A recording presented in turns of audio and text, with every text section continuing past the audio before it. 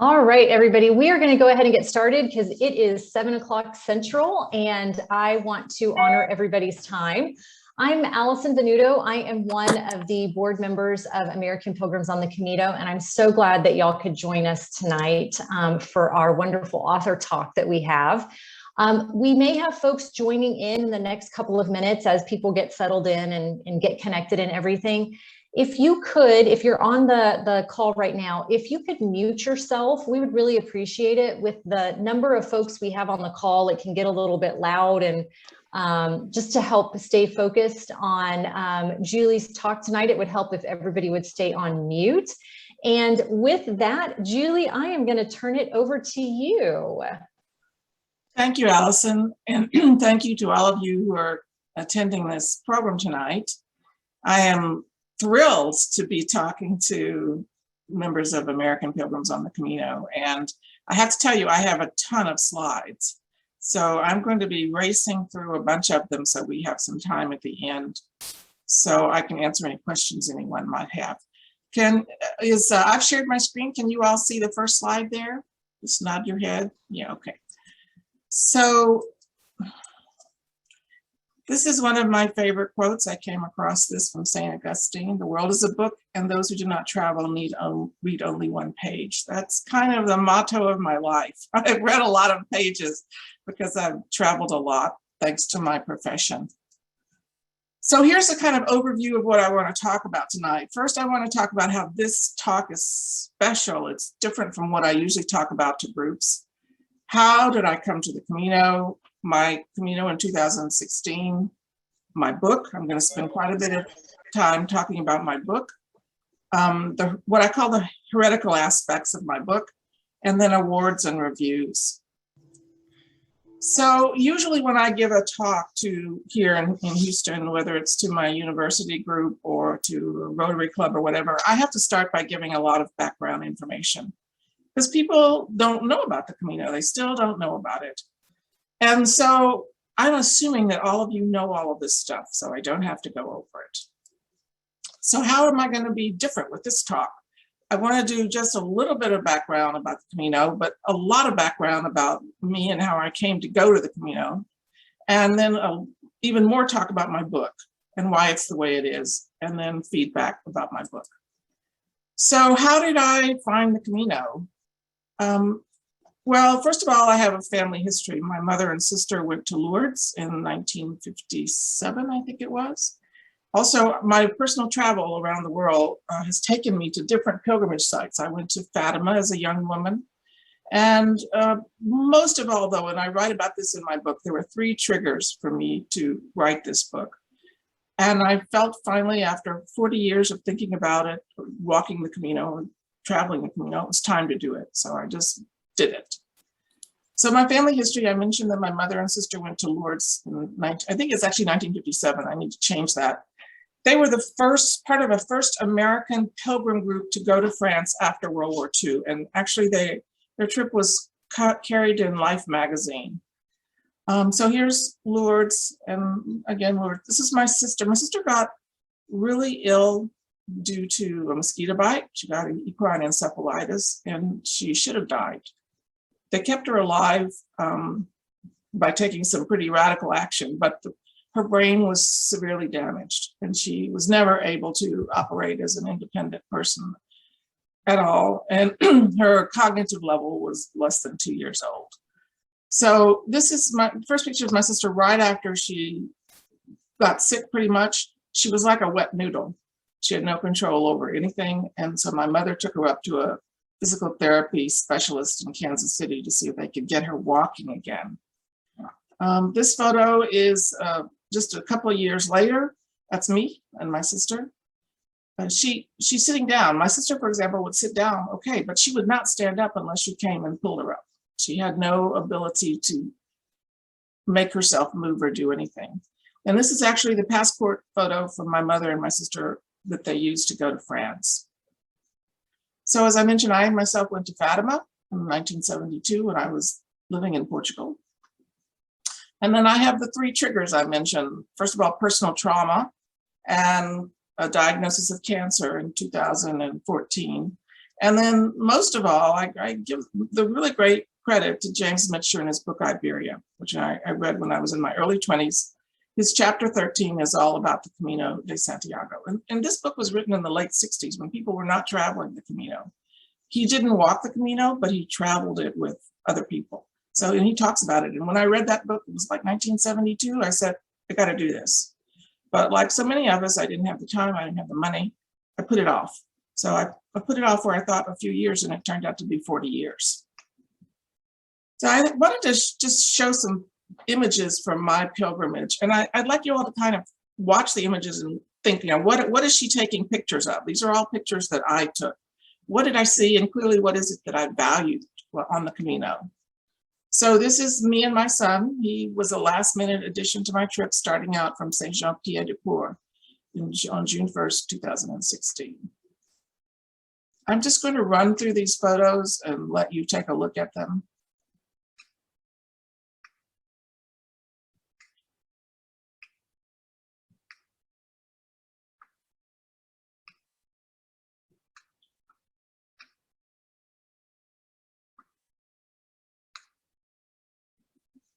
This would stop me in my tracks when I saw it.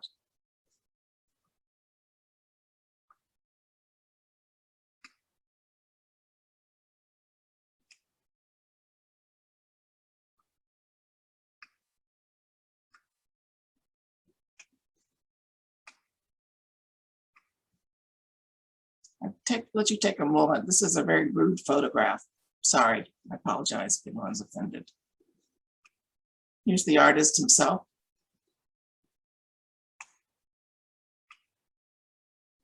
This was another incredible artisan I came across walking.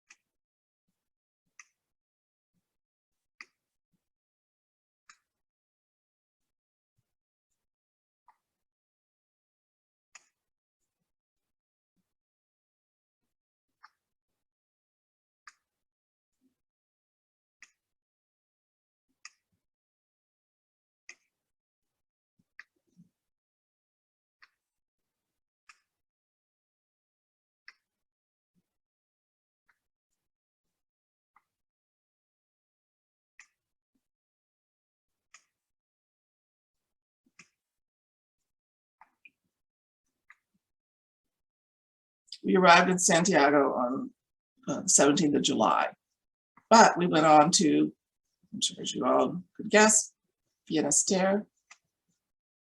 Okay, so I hope you're gathering these as you watch. The things that I looked out for, the things that I really loved as I was walking along, were all the churches and cathedrals, and I was really disappointed at how many churches were closed. You could not go in. So about my second or third day, I made a vow, every church that was open, I was going to go in, and I did. I love the ceilings, the cloisters, the funerary art, just, they were so gorgeous. Architectural styles. I thought from Burgos, you could spend a whole art history course just sitting in Burgos Cathedral with all the different chapels to see the styles. The architecture, not just the churches, but the bridges, the houses, the castles, all the art, statues in the street, pop art, murals, sculptures, everyday objects that they just weren't utilitarian. They made them into art objects. The history of Spain and the Camino, agriculture and horticulture, food, Camino symbols, transportation. Those were all things that I kept saying, okay, well, this is very interesting. I need to watch out for this. So with all of that background, then I started to, let me just tell you about my book. First of all, before the Camino, I've always, for many, many years, kept a travel journal. But in 2015, everyone was talking about blogs. I didn't have a clue what a blog was. So I decided to try to write a blog as an alternative to a travel journal. And at that point, I had no plans to write a book about the Camino. I just wanted to try this blog as a substitute for a travel journal. But I found once I got to Spain, I had taken too much old technology with me. I didn't sufficiently know how to use the new technology. Thank goodness I had my son along with me because he could help me in some things. But still, I struggled with the internet because it was very poor in northern Spain and the towns we were staying in, and I couldn't upload the pictures, the photos. I had an iPad, but it was new to me, and I had trouble trying to figure it out. I'd taken along essentially 3 cameras, my regular camera, my digital camera, and the camera on my iPhone and the camera on my iPad. My son kept saying, "Mom, why did you bring all this stuff? You don't need it. You don't need your travel alarm clock. Your phone can do that. You don't need," well, it never occurred to me not to take a travel alarm clock. And certainly it would never occur to me not to take my camera with me. But next time, I don't think I'm taking my camera. So after really a couple of weeks of extreme frustration, because I was wasting a couple of hours a day trying to write a really short blog entry, I just gave up the blog and went back to my travel journal. So after the Camino, I came home and I was thinking about all the things and processing what I'd seen and felt and what I thought that no one had told me that I wish I'd known about. And I decided, okay, I can write a book. I can take about a year, write a book, and try to find a traditional publisher. So I started researching publishing, and I think you probably all realize that publishing has undergone the same kind of radical transformation in the last 10 years that newspapers have. The traditional publishing is very limited and is being replaced by independent publishing, I guess is the best way to call it nowadays. Anyone can publish a book.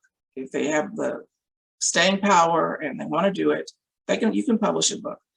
You can getting it, even if you go with a traditional publishing house, they make you, the author, do most of the work. You have to do most of your own marketing. You have to do most of your own organizing a book tour if you want to do that, or arranging speaking engagements. So the benefits of going with a traditional publisher are not what they used to be. So I also found out that it usually takes about 3 years to publish your book from the time you submit it for acceptance at a traditional publishing house. I'm old. I thought, I don't have 3 years to put into waiting for this book to come out. And I took a course, and the professor at that course said, you really need to think about independent publishing. So I decided that's what I would do, independently publish my book. All right, so I'm writing my book. I started writing my book. First of all, I got hit by Hurricane Harvey. My house was flooded. It took 18 months to put my house back together. My son and I and our cats were living in a garage apartment, basically. We had no kitchen, et cetera, et cetera. It was a disaster. But writing a book during that period was not very, very realistic. But in January 2019, I said, okay, this is it. I'm going to get this book done this year. I don't care what, this is my goal. I'm going to do it. Now, I'll just tell you, I've never kept a New Year's resolution in my life, but I made this resolution. So in the meantime, I was becoming more and more active in the writing scene here in Houston. I joined a couple of critique groups. I joined other national writing groups like the Nonfiction Authors Association, et cetera. I took classes and courses mainly on publishing.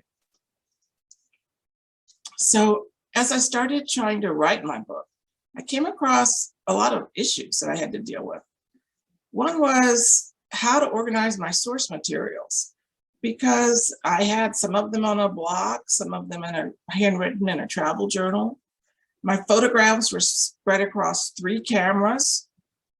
Some of them were digital, some of them I had to try to find out where they had been filed.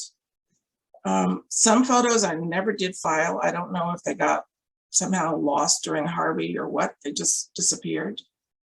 And the whole disruption caused by Harvey, I had boxes I had to dig through to try to find materials. Once I pretty much got my things together after Harvey, then I had to decide, what am I going to include?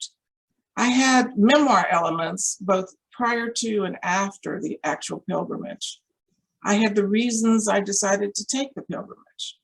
Should I just use my blog and photos? What about history? I love history. I'm a history major. How much history should I include? I had things I wanted to tell people who hadn't yet been on a Camino. So should I include guidebook elements? And what about my opinions? Because I came away from the Camino with some pretty strong opinions about some things. So what can I include? What should I include? What should I not include? Once I'm thinking about all those things, and really this next step stumped me for months. I couldn't figure out how to organize the book and include all the things I wanted to include. Should it be chronological from the very first time I thought about the Camino all the way through to the day before I finished writing the book? Should it be topical, have my memoir part first, and then have my pilgrimage next? And then what about the guidebook part? How do I fit all this in? Should I braid it to have a chapter on the Camino and then a chapter on guide information, somehow link them together? I just really got stumped for a long time there. Couldn't figure out the best way to do it.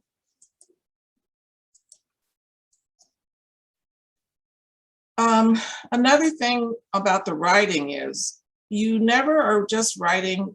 A book is not just one person's effort. I had to find collaborators. I needed a cover designer, and I finally picked a Spanish cover designer I was very happy with. We'll talk about the cover more. It turned out I needed an illustrator. I didn't think I would need an illustrator, but I did. And then I needed an interior designer, how you lay out the pages to make them attractive and presentable and so forth. So here's about my cover. The company was called Cover Kitchen, and Xavier Comas was his name. Now I knew the basic design I wanted. I wanted something that looked like a sort of a mosaic with different photos, different pictures. But I needed a framework to put that in. So Xavier came up with the framework, which we used and I quite liked. And then he found photos and he would send me photos. And the first batch I said, for example, okay, I can use this photo. I like that photo. And I like your door with the shelves, but the rest of them don't work for me. And so he would send me, I'd say, look, I want another means of transportation besides walking. So he came up with his bus. I knew I wanted the stained glass windows from Leon Cathedral, and he found that photo. And the one we had the most difficulty, contentious on, was about food. Because I said from the beginning, I think paella would be nice. And being Spanish, he said, oh, that's so cliche. You don't want to have paella. So he kept sending me other photos and they just didn't work. Like he sent me a beautiful jarra of sangria, but when it was up in that corner where the space for it was, you couldn't tell it was what it was. It looked like a blob of red. So in the end, after going back and forth, he said, okay, I give up. And he found the paella picture and put it in. And I'm very happy with my paella picture. And then of course the cover includes the back cover. So I did all the text. He just made the design and, where we're going to put stuff. So this is my illustrator, Mary Conner. And this week, actually, I'm very sad. Mary passed away last Friday. And I've spent a lot of the week on the phone with family members and arrangements and so forth. It's been a very sad week. Mary leaped in at my request at really the last minute to do the illustrations for the book, because my original idea was just to have maps each day where we traveled, what our route was each day. Well, I couldn't find any suitable maps. I couldn't find anything that I could use that wasn't copyrighted. I just pretty much didn't know what I was going to do. And then I called Mary one day and said, would you do illustrations for me? And she said, sure. And she knocked out about, I think it ended up being like 56 illustrations in a little over 2 weeks. So she was a champion, a star. And if anyone's interested, I do a weekly newsletter to her this week. And there's more information about, she also wrote some travel articles for my website and so forth. She's just a wonderful artist and a wonderful human being. So here's a couple of her illustrations that come out of the book. You can see, like this day we went from Villavento to Hospital de Orbigo. And you all know about the famous story of the Spanish Knight on the bridge. That's what that's about. And then Ponferrada. So I loved her illustrations. And some of the reviews talked about how whimsical they were and how nice they were. Okay, the third essential member of my team was this Eric Olsen here. He did the interior design. He's also my web designer and my IT guru in general. This picture was taken in my offices at the grand opening of my publishing house. So I've mentioned already the changing world of publishing. After I learned everything, I heard all this commentary about what was happening in the publishing world. I thought, well, if I have to publish my book myself, I'm going to start a little micro press. So that's what I did. I opened it up and I renovated the house next door to mine, which has also been ruined by Harvey and was basically a tear down. And I decided to use it for my office. So that's my Bayou City Press offices. And we moved in May 2019 and we had a grand opening. So here's my book. I told you it was my New Year's resolution. I managed to actually get it out to the world on December 14th. So I got it just under the wire for fulfilling my New Year's resolution. Putting a book out in December is a mixed blessing. I mean, you hope that you might tap into some Christmas buying fervor, but on the other hand, it's late in the year and people are not paying attention to books, if I can put it that way. And also a lot of different activities like award seasons run by calendar year. But publishing in December, my book actually carries a 2020 copyright date, which makes it eligible for other things. I printed copies right here in Houston by a local press. And then I also got it, so it was first available just for me in personal events, speaking events where I'd have it available. And then we got it up on Amazon, the paperback. Later on, we got it added to Ingram Spark. Ingram Spark is the outfit that makes books available to libraries and other bookstores. So you have to get your book accepted by Ingram Spark so they can in turn pass it on to bookstores. After we got the paperback up, the next step was to add the ebook. I got the ebook done in January. Now the ebook has definite advantages over the paperback, and I will talk about those in a minute. At the end, I tell you, I was a little bit scared to launch my book into the world because I thought I was going to be trolled and get lots of negative feedback. Because my book in my own mind is heretical in a lot of different ways. Now, what do I mean by heretical? I mean, it goes against the dominant orthodoxy that you read over and over again about the Camino. So it's heretical in what I think are three different ways.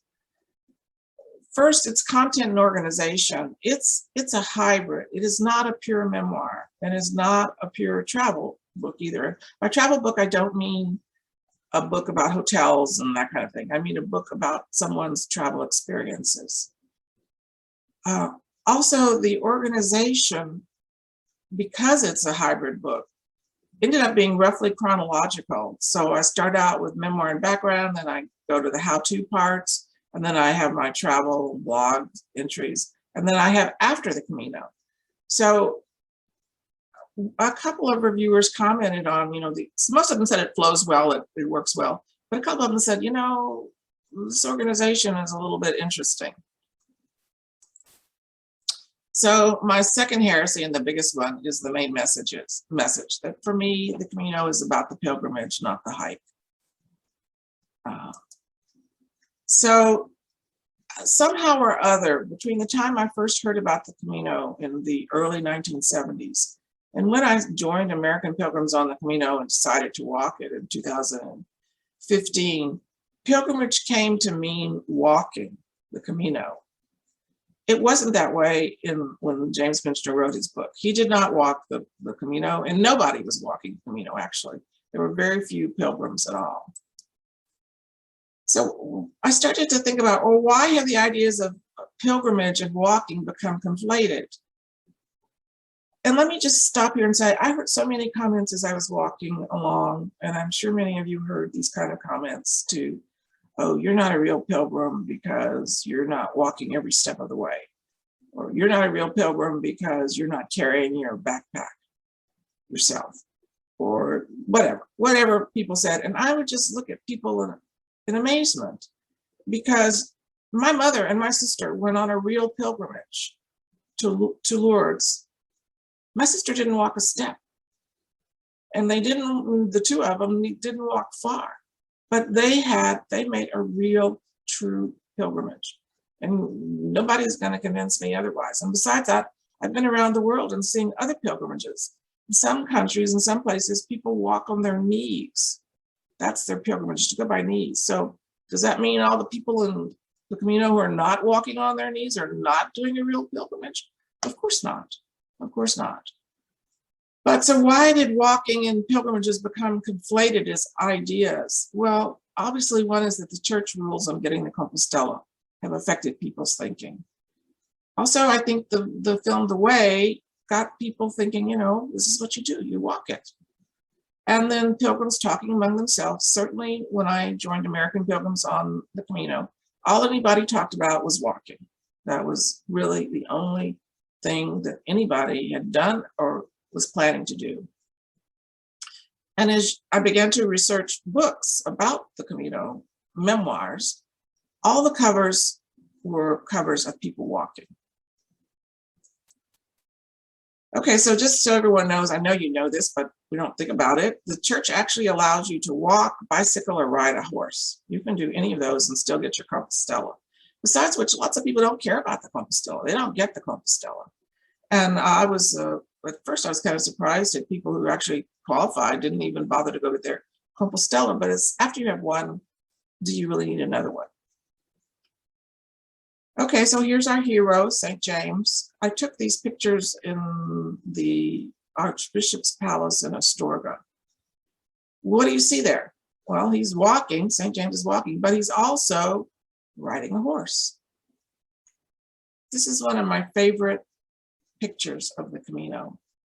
So, it's the French route. You see all the churches and the hospitals and everything, castle along the way, cathedral. But how are the people getting there? Yes, some are walking, but guess what? A lot are riding. Now they have cars or buses, but anyone who could not walk probably was not walking, and it was perfectly acceptable. So this is, I took this because I didn't want to infringe on anyone's copyright. Instead of showing someone else's book cover, I just said this is an example of the kind of covers you see. It's usually someone walking. They usually have their back to you. This is my son, so he's looking maybe, but it's not. It would be him with his back turned, and you see him walking this long road, just one person. That's a very typical cover. That's not what I wanted for my cover, because I didn't think that was my journey or what I wanted to tell people about my journey. So again, I wanted to tell people about food, about cathedrals and art, about the symbols of the Camino, and also walking is perfectly fine, but you don't have to walk. So in my book, I maybe made too much of this, but I really wish that somebody had given me something like this to read before I did it.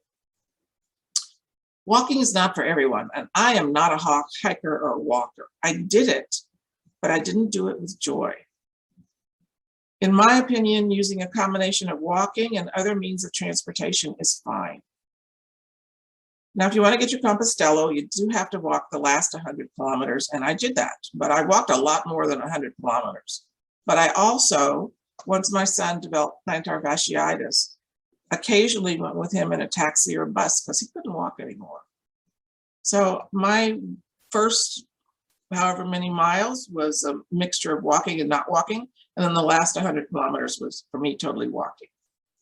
I believe strongly that the emphasis should be on the spiritual or religious or personal reasons for undertaking a Camino, not how you do your Camino. That's just not, for me, the important part. And in my opinion, a long walk per se is not a pilgrimage. People do these long walks on the Appalachian Trail, on the Pacific Crest Trail, but they don't call it a pilgrimage. It's just a long walk. And I was amazed, my own kind of, prejudice, I was amazed at the number of people who boasted about how fast they did the Camino. Their goal seemed to be walk as fast as they could and get to Santiago as fast as they could. And for me, I thought, oh, wow, you're missing the best parts. And I understand people have time constraints, but I also talked to a lot of people who would do the Camino in stages. You know, they would do, let's say, Roncesvalles to Burgos one year, and then come back the next year and do Burgos to Leon or whatever it was. They divided up. So they weren't missing everything along the way by trying to run. And I got to really, how can I say this, react badly to what I call the purists, or sometimes I call them the fundamentalists, who think that you have to walk every step of the way and carry everything on your back. If you want to do that, good for you. But just because you want to do it, don't think that everyone else has to do it too. And it created, for me, sometimes a negative atmosphere. And so I thought, well, maybe this is just me and I'm just too sensitive about these issues. But we'll talk about that a little bit more later. So I spent time thinking about why people do pilgrimages. Well, clearly in the Middle Ages, it was for religious reasons. You can get an indulgence, get time off from purgatory after you die and so forth.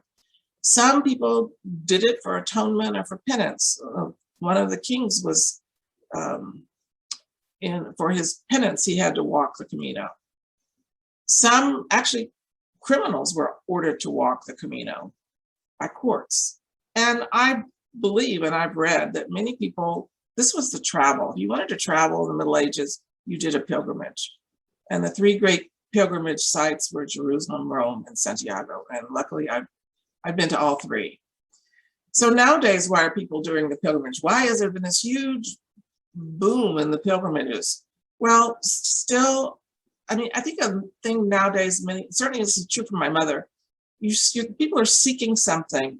They're seeking a cure for a sick person or a cure for their own illness, or maybe they're thanking God for something he did grant them, or maybe they're doing atonement or penance.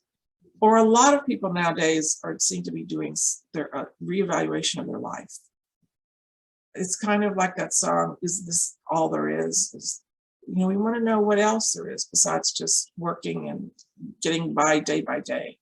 So I talked to a lot of people along the Camino who weren't really religious, but they did want to reevaluate their life.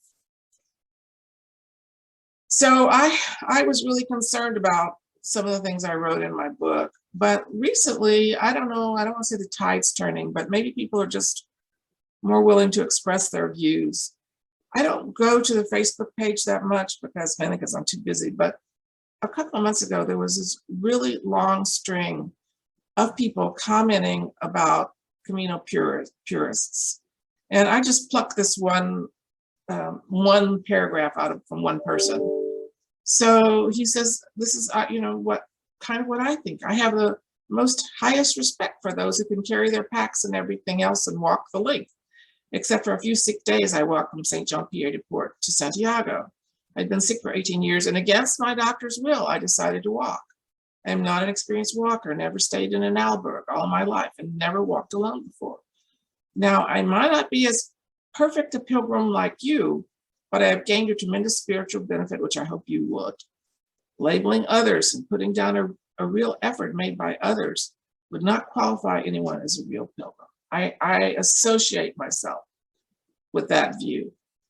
So, and there was a whole string of people talking about what other people had said to them to make them, to denigrate their own Caminos. And then just in the summer La Concha, in the last 2 inches of La Concha, there's been a lot of coverage of the death of David Litlitz. And he's the author of a book that I had bought before I went on my Camino and I took with me, which is because it's all about I'm trying to get this so you can see it, about the cultural aspects of the Camino. So he was along with James Michener, he was kind of one of my heroes. This is the kind of Camino I wanted to do, was to see the culture along the way. So this is what Mary Jane Dunn, who walked with him on some of his Caminos, wrote, that in 1974, only 108 Compostelas were awarded, and 271 in 1979. That's when David started walking. By his 1996 pilgrimage, he'd become jaded about the numbers of pilgrims and their lack of historical and cultural perspective. His aversion to Peregrinos inspired him to write The Pilgrimage Road to Santiago, the complete cultural handbook. Thank you, David. I love this book. Incorporating the lessons he had taught to his pilgrim students, David never really participated in the minor Camino phenomenon except as a bemused observer. So what I would say my two Camino gurus, the one who brought me to the Camino, because I'd never heard of the Camino until I read his book, and the one who taught me so much about the Camino, neither of them thought that you had to walk or that walking was the be all and end all. So my third heresy about my book was that I expanded the time and the place. My book starts long before I walk the Camino and it ends long after. And it includes chapters on non-Camino places like Madrid and Toledo. So how did it turn out for me? As I said, I was scared about publishing the book. I thought I might be attacked. I thought I was going to have trolls coming after me, etc. But in the end, my book has gotten 4 awards. The first one was a national award from eLit. It's for ebooks and in the travel category, and I got a silver medal. That's the second, top is gold medal. Then my cover design was awarded a gold star by the book designer website, which is very well known for book designs and publishing. And then the self-publishing review chose my book as a finalist. That means top 10% of all the books that it reviewed that year. That was really amazing to me because I was competing against novels and every kind of book you can imagine.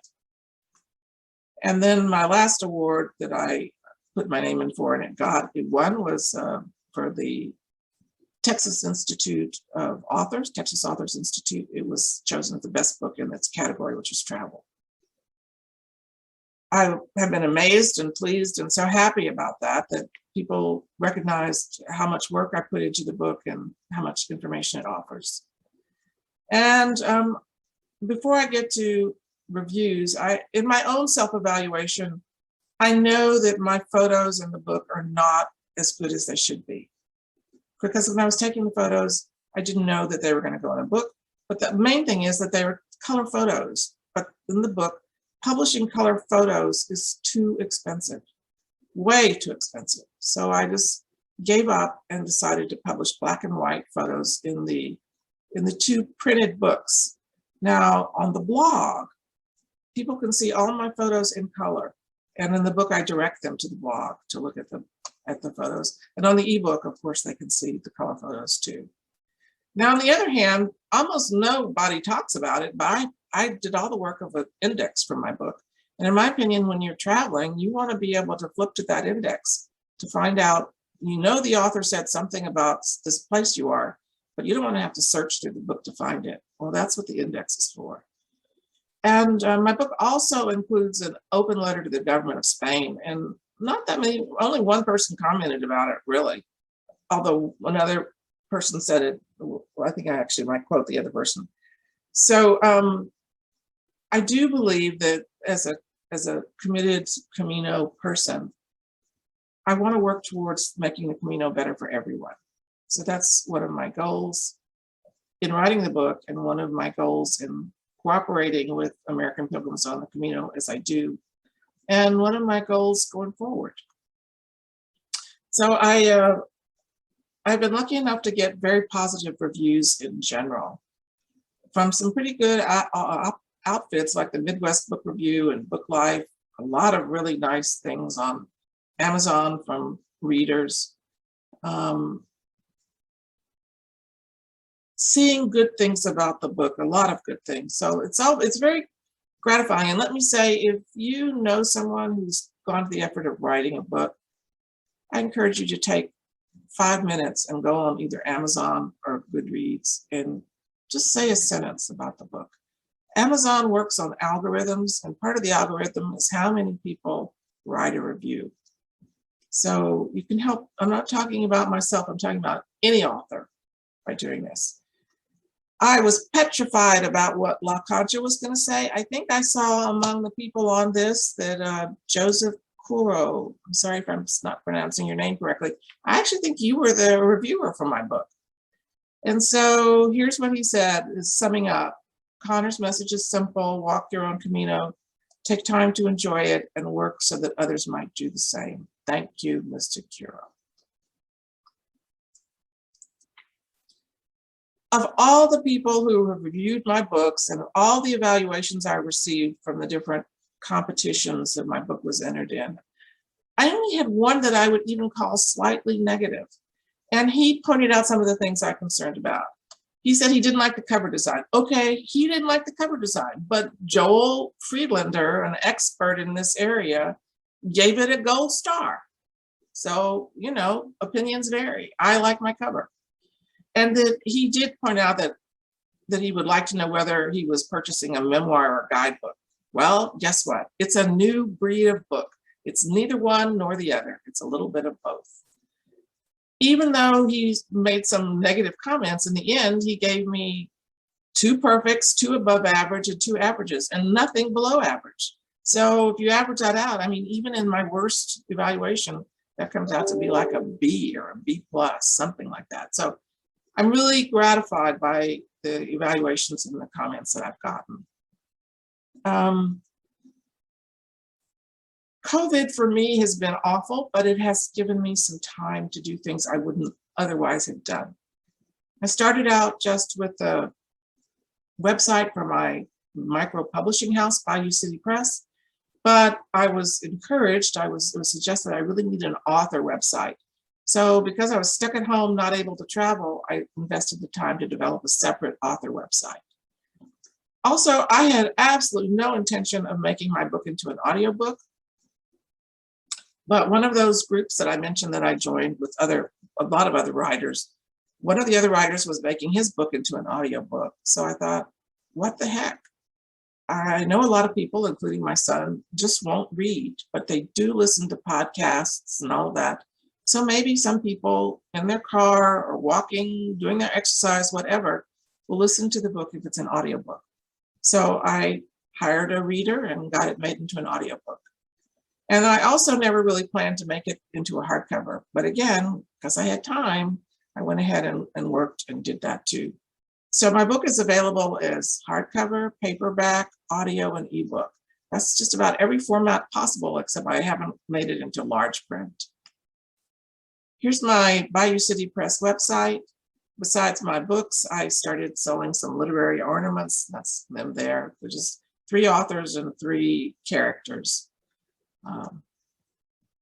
And then I did my personal author website. It turns out there's another Julie Conner author. Boy, what's the chances of that? But she writes in a wholly different field. But anyway, it's I'm sure people go sometimes and look for her and find me, or look for me and find her. And so how, if you're interested, can you get my book? Well, you can go to my website and get it. You can get the paperback or the hardcover. If you can go to your local bookstores, they can order it, as I mentioned, Ingram Spark. Through Ingram Spark, they can order it for you. And Amazon, actually, although I don't like to promote Amazon, you can get everything there, the paperback, the hardcover. If you want the ebook or the audiobook, you really do have to go through Amazon. So looks like I've pretty much hit my mark. So I'm happy to answer any questions or have a debate or a dialogue or whatever. And let me just turn it over to Allison and Sarah. We're going to help look at the chat line because I haven't been able to follow that while I've been talking. No problem. And Julie, the first question is, what was your public letter to the Spanish government about? Well, let me just start out by saying I was a government employee for 33 years, and particularly I was a diplomat and working with foreign governments. And I know that letters from the public can and do provoke responses. People think you're just going to get lost in the maw of bureaucracy and nothing will happen. Well, that can happen, but sometimes your letter can make some people think and they might change things. So my letter was on suggestions on how to improve the pilgrims' experiences in Spain. And they went everywhere from, I flagged 2 stretches of the Camino, which I personally found absolutely dangerous for people like me walking. I thought there should be a sign, some kind of sign saying you might want to detour, not go down this stretch if you're not really, really secure in your footing. Or they ought to go in and just fix those areas and make them safer. So they went from those kind of issues to, you know, it's hard to figure out which ministry is in charge of the Camino. And it is. It's really hard to figure out which ministry is in charge. It would be easier if you would make it easier for pilgrims to know where to go, one-stop shopping if they have questions. So it was a whole bunch of suggestions on how they could improve things. And I would say I got 3 separate responses from government of Spain officials. However, having said that, they were what I call interim responses. It was, we received your letter, thank you very much, we're considering it, etc. You know, pretty much. The only question they really answered was, or the only suggestion they responded to was which ministry is in charge. And of course, it turns out to be a very bureaucratic thing. You all might already know this, but each region of Spain is autonomous and controls its stretch of the Camino, except that's not always true. So you have, you know, you get an answer, but it's not the full, complete answer. So my letter was trying to be helpful. That's the purpose of it. And I didn't, you know, I wanted to see what reaction I would get, and I wanted to see if others might say, yeah, I had that same problem or issue or thought too. So that's why I wrote the letter, and that's why. And I told them, when I sent my actual letter to the Spanish officials, I said, I'm planning to publish this in my book. And I did. And then on my blog, I posted their responses. Thank you. The next question is, and by the way, if you have a question, we're using the chat feature, so please feel free to put your question in there, or you can shout it out when you want to. But the next question is, do you have plans for another Camino, and how will you travel? Funny you should ask that. I have spent all summer riding horses because I'm going on a horseback Camino in September. I grew up riding horses, but I stopped in my mid-30s, so it's been 30 years since I've ridden. And I knew it was going to be difficult for me. So I started May 1st. I've been going either 2 or 3 times a week. I ride for an hour, take a break, and ride for an hour. And my original plan was to gradually build up, because on a horseback Camino, you ride 4 to 6 hours a day. And I started out having a lot of pain, and it continued, and I kept thinking it would grow, you know, I'd get better, I would get better in shape, my legs would stretch out, but the pain continued. So finally at the end of end of June, I went to my doctor, and then he sent me to a specialist. And it turns out I have degeneration in my lower back, which means this pain is never going to go away. So I've had to scale back my own idea of what I'm going to do. I'm still going to do this, but I'm not going to be able to ride for 4 or 6 hours a day. In the meantime, the good thing is I love horses. I love being out in nature. It's forced me to get outside and exercise, which I wouldn't be doing otherwise. So that's a long answer to your question. I'm going to be doing a horseback Camino in September. That is fantastic. I love it. The next question we have is, what was your biggest takeaway from your Camino? I read about this in my book. I really didn't, when I immediately finished, I didn't feel I'd had any great revelations on the trip, which was disappointing, because when you read other people's books, they do have these great revelations, but I didn't. But after I got home and I was processing it, that summer was the summer we were watching all the images on TV about the desperate people in boats drowning as they tried to escape from Syria and Libya to get to Europe and so forth, and the Greeks and all the different Europeans going out in their private boats to try to rescue people. And I thought about the kindness of the everyday Spanish people, very humble people. And it made me realize that maybe the message of the Camino for me is kindness, and how we should be helping other people. such as all the refugees there are in the world nowadays. And that was my takeaway. All right. Your Horseback Camino plans have spurred more questions. Do you think there'll be another book from this Camino, and will you be blogging this Camino? Yes and yes. I meant to be blogging every week after I rode, but the summer has just been chaotic. I don't know how to say it. Every time I said, okay, today I'm going to sit down and catch up on my blog entries, something has happened. And, you know, frankly, for the talk tonight, I thought I was going to have the weekend to work on my slides. And then my sister-in-law died on Friday. So that's just seems how my life is. But yes, I'm planning to write a book. I'm not aware that there's any book out there about riding the Camino, but there could be. But so I guess I'm planning to do that. All right. I'm very sorry to hear about your sister-in-law. The next question that we have is, are you going to do the Horseback Camino with someone else other than the horse, of course?